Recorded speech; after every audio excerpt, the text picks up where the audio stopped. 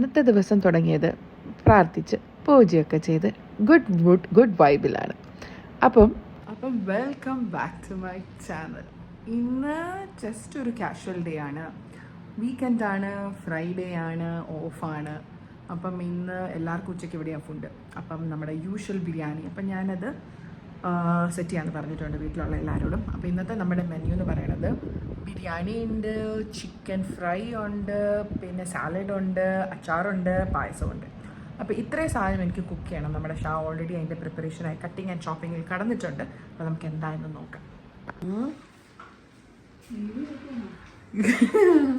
ചുമ്മാ ഇരുന്ന് ബോറടിച്ചപ്പോൾ ഞാൻ വിചാരിക്കുന്നത് പിന്നെ വീഡിയോ എടുത്തേക്ക്. എൻ്റെ ഉള്ളിയെല്ലാം കരിച്ച് കളഞ്ഞു ഗൈസ്. നല്ല വൃത്തിയായിട്ട് നല്ല ഭംഗിയുള്ള വീഡിയോയ്ക്ക് വേണ്ടി പറയുന്നത് നിങ്ങൾ തെറ്റിദ്ധരിക്കരുതെന്ന്. മുട്ട പുഴുങ്ങിയതായിട്ടുണ്ട്, അരിഞ്ഞു വെച്ചിട്ടുണ്ട് എല്ലാം ഗൈസ്. ഇവിടുത്തെ ഏണി കം ഹൗസ് ഹെൽപ്പ് കം ആണ് എല്ലാം.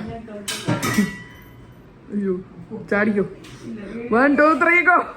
ഇങ്ങനെ ചാടും, എവിടെയെങ്കിലുമൊക്കെ ഇടിക്കും, കൈയൊടിയും. അതൊക്കെയാണ് ഞങ്ങളുടെ ഇവിടുത്തെ സ്ഥിരം ഏർപ്പാടുകൾ ഗൈസ്. അപ്പം ഗൈസ് നമുക്ക് പ്രിപ്പറേഷനൊക്കെ കഴിഞ്ഞിട്ട് ബിരിയാണിയുടെ റെസിപ്പി ഞങ്ങൾക്ക് എല്ലാവർക്കും അറിയാവുന്നതാണ്. അപ്പം ഇനി നമുക്ക് ഫുഡൊക്കെ ഉണ്ടാക്കിയിട്ട് ടേബിളിൽ സെർവ് ചെയ്യുന്ന ടൈമിൽ കാണാം. ഇല്ലെങ്കിൽ ടൈം പോകും ഗൈസ്. എടുക്കാനായിട്ട് ജർമ്മൻ ഡ്യൂട്ടിയിലാണ്, വരാൻ സമയമായി.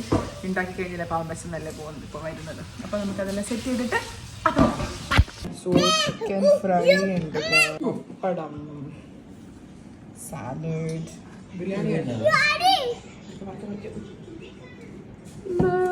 മലബാർ ബിരിയാണി കാണൂ ഗൈസ്.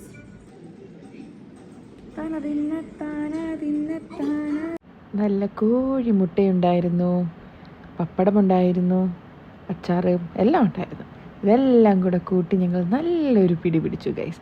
അപ്പോൾ ഇന്ന് നിങ്ങളെല്ലാവരും ലഞ്ചിന് എന്താ കഴിച്ചതെന്നുള്ളത് കമൻറ്റ് ചെയ്യണം കേട്ടോ. അവസാനം ഒരു പായസം കുടിച്ച് ഞങ്ങൾ ഇന്നത്തെ ദിവസം അവസാനിപ്പിച്ചു. Thank you guys.